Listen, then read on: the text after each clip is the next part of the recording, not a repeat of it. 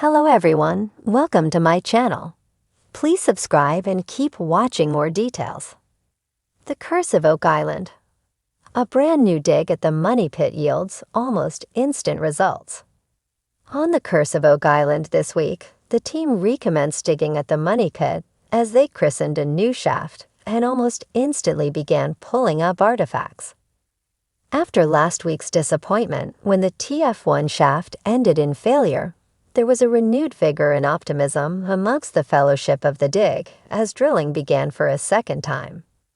Rick Lagina introduced Dan Henske to the drill team as the elder statesman of Oak Island, and Dan was given the honor of starting the drill and naming the new shaft. He christened it Early Christmas One, or EC1 for short. The giant 10-foot wide steel caisson, which began carving out the shaft, was placed just a few feet to the east of the failed TF1 shaft. The guys are hopeful that EC1 will be a success, as it was in this area that they previously discovered wood dating all the way back to 1488.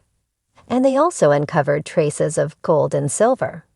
However, the team had two very specific goals with this hole.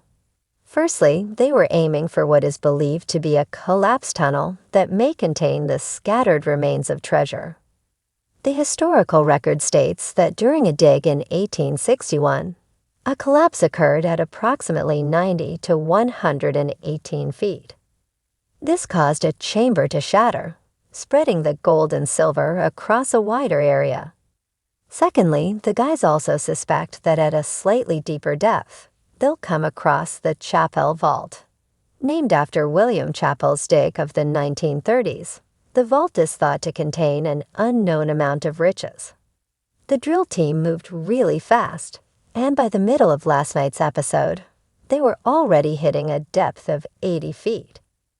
It was at this point, and much to the team's relief, that the hammer grab began pulling up wood.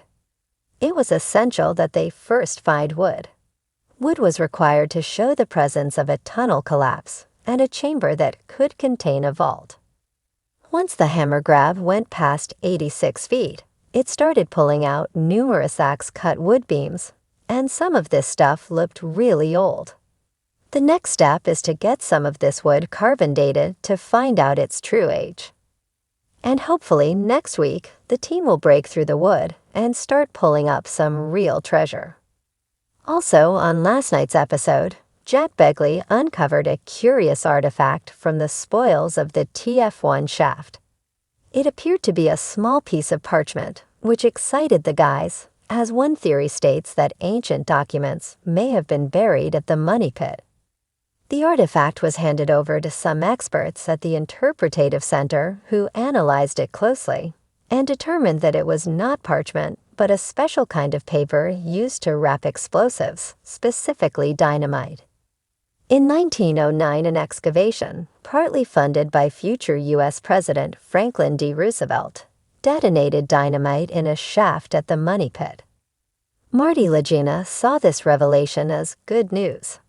He suggested this could explain why they had found fragments of gold and silver. He reasoned that if dynamite were detonated near a deposit of treasure, it would blow off small pieces. Therefore, they must be near the main deposit.